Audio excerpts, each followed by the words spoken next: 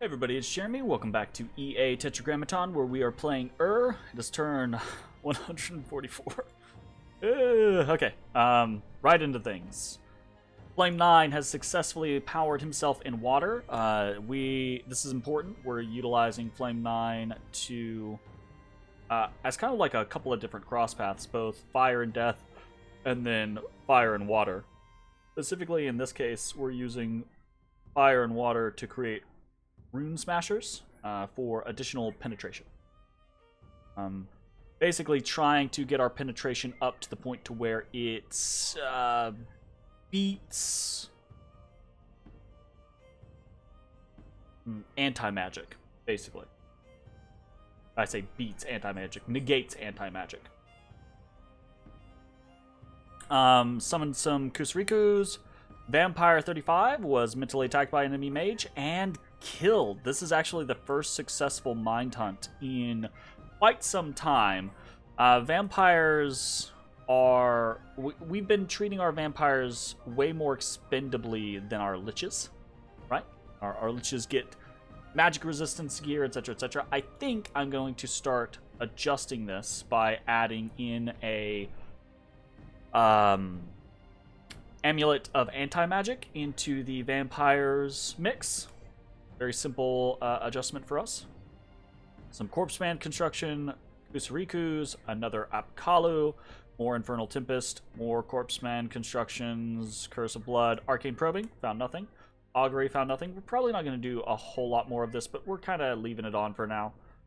More corpse man construction, Arcane Probing, found nothing. Arcane Probing, found nothing. More Kusarikus, some Naiad Warriors. We're going to see more of this kind of into the mix. We've been holding on to our water gems for a while. As we move towards the push for actual attacking, we're going to start burning through some of our water gems. Another Augury, found nothing. And then a Scout got zapped by a Mind Hunt as well. We did a Lichcraft and more Corpse Man Construction. Got a couple of Magic Phase attacks. Lanka attacking some forces from Hinnom. Hinnom attacking with a Gregory. We'll watch this because we want to see what the Gregory is, who it is, and what they've got. So this is Ezekiel using the Tempest. Autocast Storm. Very annoying. But also does a Chain Lightning. Has a Winged Helmet. So, increased air, chainmail of displacement, base defense skill.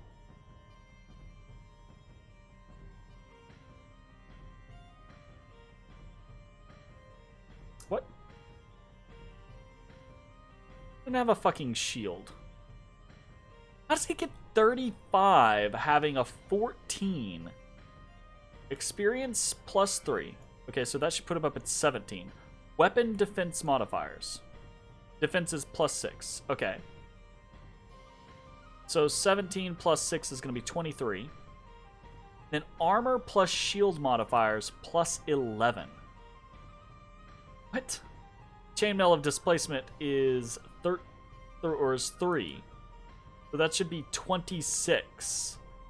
Where is this other 8 coming from? He doesn't have protective force? Maybe? I don't know what the fuck is going on here.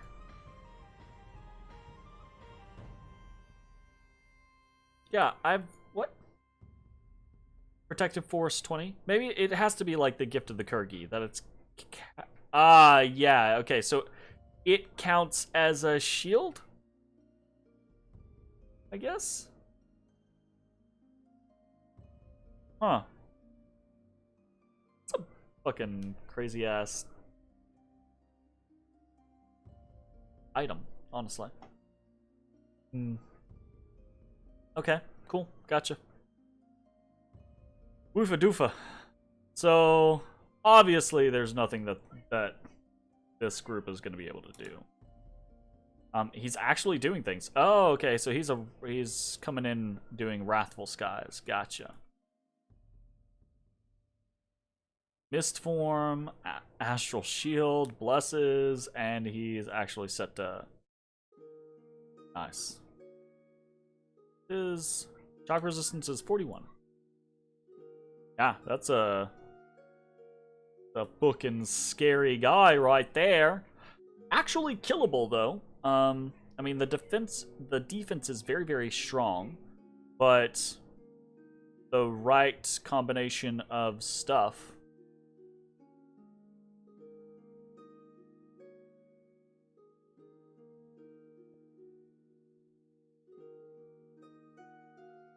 Sitting here thinking, like, we could maybe chop Ezekiel with a couple of air gurus, some like attack gear, and the right, like, you know, claymores basically. 14 versus MR, Astral Shield. He's got a lot of defensive statistics. But we could totally, like, fly in some stuff. We don't have the stuff right now, and we're very, very committed on what we're doing with a lot of our forging. So I don't think it's something we're going to worry about, but that's very interesting to see. We get hit in Andoria by some armies. Ross by an army and a golem. In Cloud Caps, and apparently I messed up here, because I think this Vampire Lord had spawned some thralls, and I moved to sneak him out, or I was just incorrect and he was not, like, it had been an attack turn for him and I tried to attack again. One or the other, but either way, this Vampire Lord got caught. So we'll watch this real quick.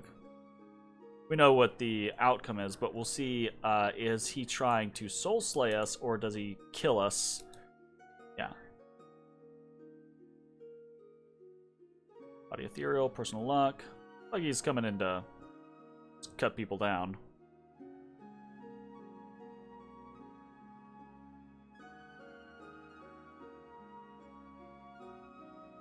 Fucking frighten. Maybe not gonna work there. Smack. Just smack. That's so fast! He's so fast! How's he so fast? Heroic ability. Ah, he's got heroic quickness. Nice. That's cool. Okay. So that was in Cloud Cap. We got hit in Moss Woods. Similar scenario, but we hid correctly. Good blood hunting going on here. Gala 48 got hit by some Brass Claw Horrors, easily dead. And then we have the whole raiding scenario.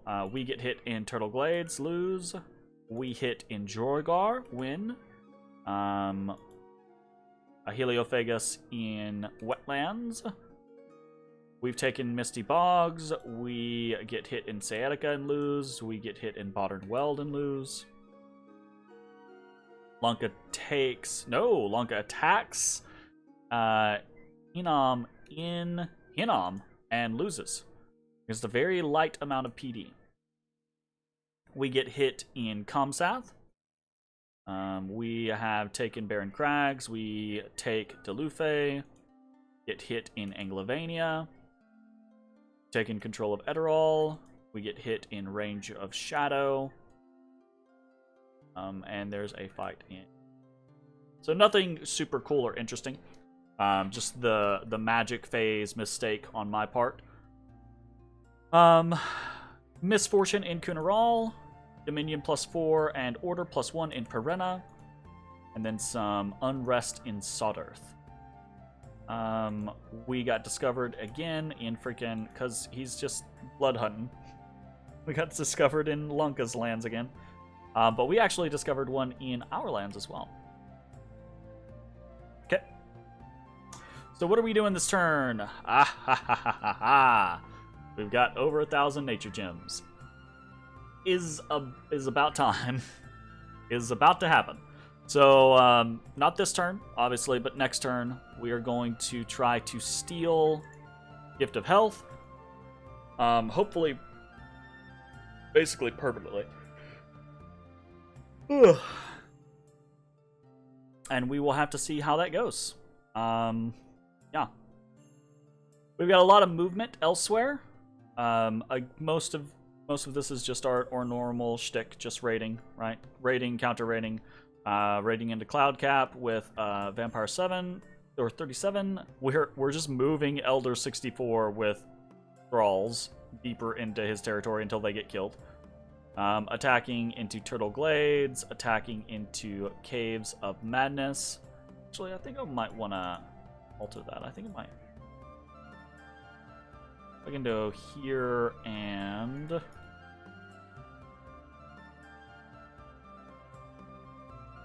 no, actually, I say that, but I want Caves of Madness. Caves of Madness has a bunch of Earth Gems, and I want to hold on to it. It's a crazy amount of Earth Gems. Attacking into Resting Heights, Gaetica, Sciatica, Range of Shadow, Andoria, Ross, etc. And then just, maneuvering a bunch of our hiding units. We've got 1, 2, 3.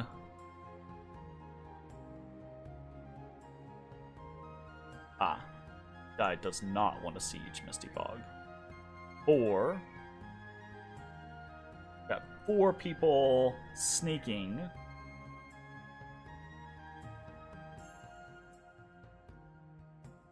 We've got a new Nature 4 Isham. Recruiting another one. We've got another Lich coming into the front line with the full set of gear. Well, not a full set, but the full set that we're currently using. Apkalu 6 heading towards Halbathria. This is going to be our penetration Apkalu. Okay. We've got the small communion is moving into Halbathria. We've got more Forces of Darkness, more Curse of Blood, more Infernal Tempest. We're making an Armor of Souls this turn. And then this Gudu will be fully equipped to start doing Infernal Tempests as well. We're doing that. We are moving some Liches up towards Delca, kind of to reinforce Trackless Wastes. And we are moving our Nature 5 Enkidu Shaman over to Tyrannia. Tyrannia has an enchantment bonus of 20%. The very slight amount that we're going to save off of the initial casting of Gift of Health. Whatever. And then next turn, we're going to load up with all the items, right? We're going to have a Tree Lord Staff, Moonvine Bracelets. We're going to have the Robe of the Magi. We're going to have the Ring of Sorcery. And that's going to put us at Nature 10. And we're going to dump all of our Nature Gems into a Gift of Health. And then pretty shortly afterwards, these don't necessarily coincide, but pretty shortly afterwards, we're going to try to start making moves on Raphabolia, White Forest, and potentially Realm of Silence. So let's talk about kind of what's going on there. So we have our initial force here in Halbathria. That's kind of the big force. They are sitting at 1735, which is not quite enough to one turn pop Wall of Integrity or the Citadel when it has been boosted, which I assume he's boosted them in the past. I assume he will boost them again when we start moving. So they're normally going to sit at 1750. Now, obviously, he's got a lot of stuff in there, so there's a significant chance that we're not going to be able to withstand it, or we're not going to be able to crack it anyways. But also keep in mind, we're going to use some Flames from the Sky. And with the combination of Flames from the Sky, the fact that he no longer has Gift of Health, etc., the hope is that we're going to do quite a bit of damage. Now, we're going to have better luck in different locations, like probably have better luck over here in White Forest. We're going to have less good luck here in Raphabolia and here in Realm of Silence, because he's actually been summoning a lot of fire snakes, annoyingly. And he's, partially doing that because we've used a lot of, flames from the sky in the past. So while we still have that as an option, yes, we might actually not invest too terribly much into the flames from the sky spam. We might save those fire gems for Lungan armies, right? Lunga has some pretty big forces on our border. 1,450 units here, right? And being able to flames from the sky them would probably, I say probably, would be a very, very important thing for us to be able to do. So, that is something for us to keep. We only have one flame spirit over here. It's no bueno. We got 1, 2, 3 here. We've got none in Kailasa. Got 1, 2, and a King of Fire. Then I think here we have 3 and a King of Fire. 1, 2, 3, 4 and a King of Fire. Right. We're really kind of like pushing that situation. Our fire gems have, I feel like we've been down. Like losing fire gems somewhere. 2 out of Moss Woods.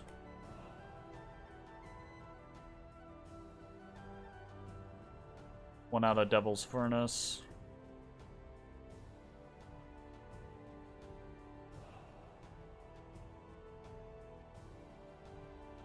Whirlwind of Cylon. A really good province. So yeah, we are losing a little bit. Not a crazy amount, just pushing us up to like 30-ish or so.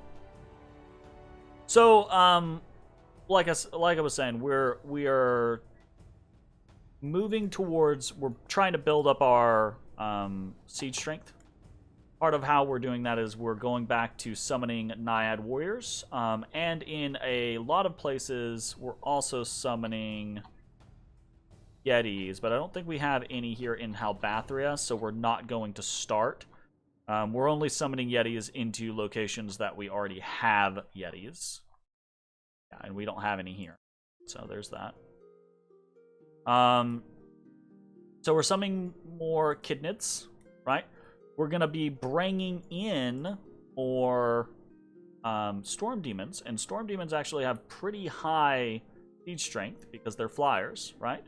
2.9 is pretty good. So if we bring in close to 100, right, that's close to between 250 and 300, depending on how many we can actually bring, right?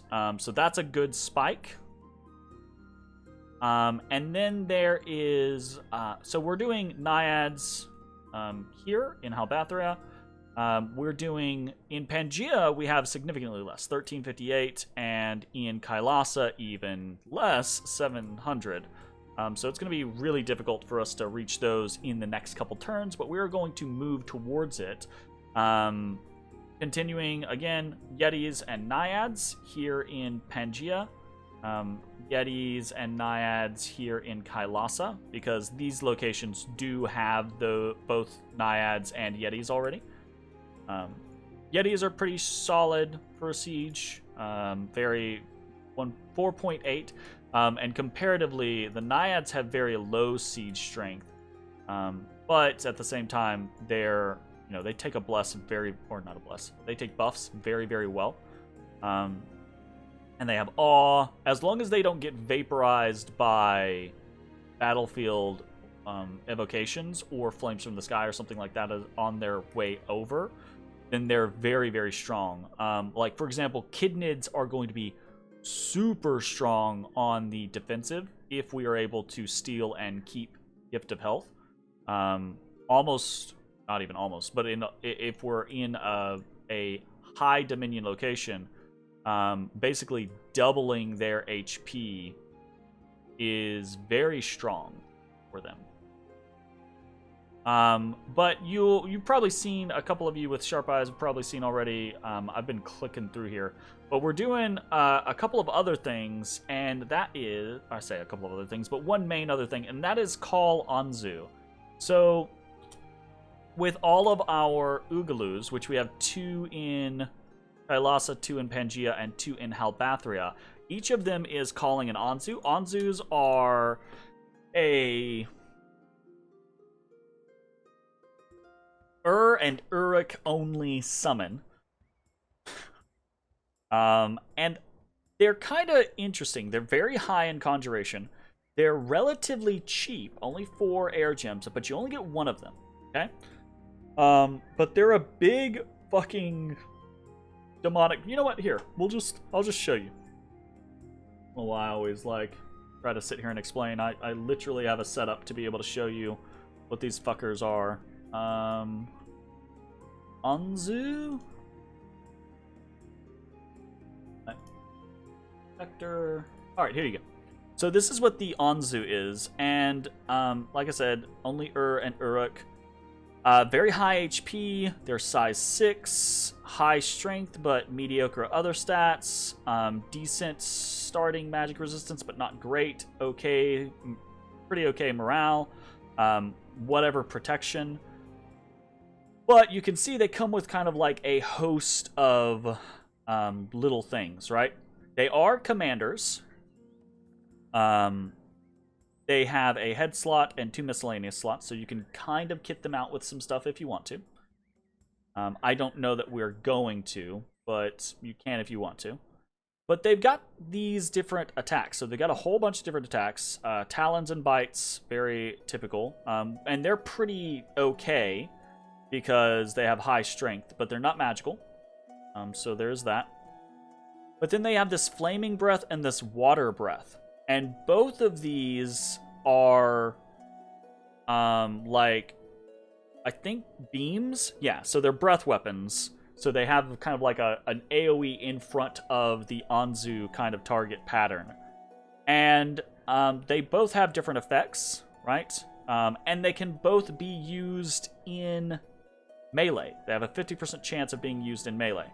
The water breath can stun. And the flame breath, I think, just does way more damage and is armor piercing, right? Oh, so is the water breath. Never mind. I think the flame breath does more damage but has less range, and the water breath has more range but less damage but a chance to stun. I don't know. It's something along those lines. Anyways, these are really a mixed bag depending on what you're doing or what you're trying to do, but they come with high shock resistance, high fire resistance. They will take buffs, right? We'll be able to buff up their protection, give them regeneration. They have high hit points, etc., etc. But they also come with a very high siege bonus, plus 10, on top of already having high strength, etc., and being flying. So they're really going to add. The thing is I could, instead of using the Anzus, I could just,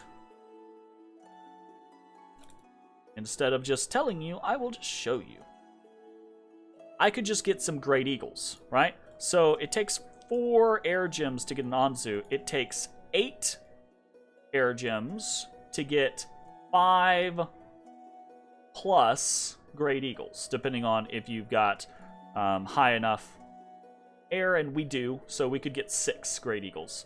So Great Eagles also have a siege bonus of 10, and they also have very high hit points, and they're also size 6, and they also take, they're basically just the Anzus, but less. Here's the shtick, though. The Great Eagles will be very useful for us in sieging. They will be more useful than the Anzus in sieging. The problem is there's one big difference, right? Is the Anzus have fly in storm. Great Eagles do not. Meaning these Anzus are still potentially going to be useful to us in a battle with Hinnom or Lanka putting storm up, right? Much like the storm demons, With the Anzus, we're going to be able to sit there and maybe we put like a little few pieces of gear on them to kind of like make them even more annoying or something like that. Maybe we put like some rings of regeneration or I don't know, something whatever on them. And we send them, we have them hold a couple turns, and you know, at part way or at the end of the script, we have them launch off and they just start breathing into the back line. And even if we only have like 10 or 15 of these guys, remember, there's a plus 10 siege bonus, 10 of them for 40 gems, right? That's going to be, oof. That's going to be, I think their base siege strength is like close to 4. So it's like 140 siege strength, you know? That's going to be less than what we would get, significantly less than what we would get out of the Great Eagles. But with the Anzus, we're getting more actual combat effectiveness, potentially, right? With the ability to fly and storm and the breath weapons that they have. And honestly, I don't know if this is going to work out very well or not. So who the fuck knows? But I think it could be kind of interesting. If only they were also sacred. It's like they're one of Ur's and Uruk's only unique spells. If only they were also sacred. While they were once sacred, they have fallen from grace. There's like so much of that. Like as a, I would absolutely assume that most people would consider to be not the worst nation in EA vanilla, right? Obviously, they're not the worst. They're definitely not the best. They're probably middle tier, right? Maybe depending on who is controlling them, maybe high mid and maybe low mid, right? But if they had more of these national spells, actually, because they don't even have that many. Kusarikus are sacred. Ugalus are sacred. Apkalus, actually, I guess it's just the Anzus. Well, the Buffaloes aren't sacred either. So, you know? I think if the Anzus were sacred, they're cheap enough to where, like, being able to, like, and they can't bless themselves, right? But if you had a good bless, they're cheap enough and they're kind of stats, they're kind of, you know, good enough that you could throw, you know, just a holy water on them if you had a good bless and then just terrorize the countryside with these guys. I don't know. Anyways, I want everything to be sacred, so obviously I'm biased there. Anyways, moving back to what we were talking about. So we're bringing in some Anzus. This is gonna be a long-term investment, hopefully, right? But I think it's going to be useful for us overall. Gonna add in some siege strength, gonna add in some threat in storm scenarios, and hopefully that'll be good. Everything else, relatively normal for what we've been doing. Continuing to forge amulets of anti-magic, lodestones, crowns of lead, shade mail hauberkins, that whole stick for the stealthy raiders. Continuing to forge dragon helmets and rings of the warrior, primarily for the Halbathrian group. But keep in mind, we might actually do this scenario where we stomp out and attack Raphabolia, and then if we're successful, we shuffle fucking items over to the next group and rinse and repeat. I don't know. We'll see, though.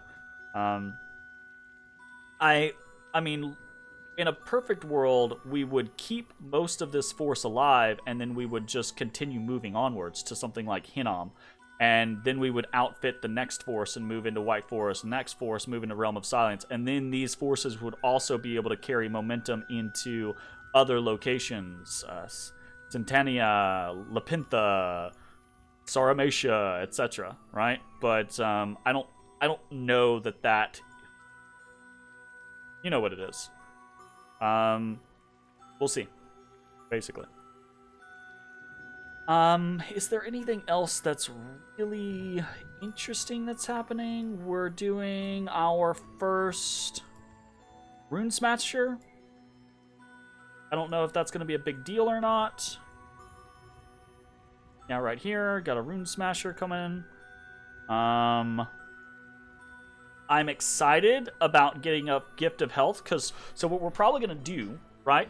Once we do the Gift of Health shtick, we are going to swap from doing liches constantly back to Tartarians, right? And Tartarians only take 10 death gems, whereas a lich takes 30 death gems. So what we can actually do is we can start for the same price as what we're doing with the liches. We can do 2 tarts instead, and we have the people to do that. And then we could start banking a little bit of death income to maybe do something else with. And you know, if we're doing 2 tarts a turn, I'm less concerned about, like, you know, whether or not we need to Shade Mail Hobberkin them, so we could probably stop doing that scenario. And then we can move towards something where we're kind of focused more on, I don't know, basic gearing out those Tartarians, and then just letting them loose, that type of thing. We'll see how that goes. Anything else? I don't think so. I think that's mostly it. I think that's the kind of like big set is next turn, Gift of Health. In another couple turns or so, we're swinging at Raphabolia, maybe other places, and we're basically turning the manufactories back on for summoning. So we'll see how that goes. All right, that's gonna be it. Thanks for watching. See you next time. Bye, everybody.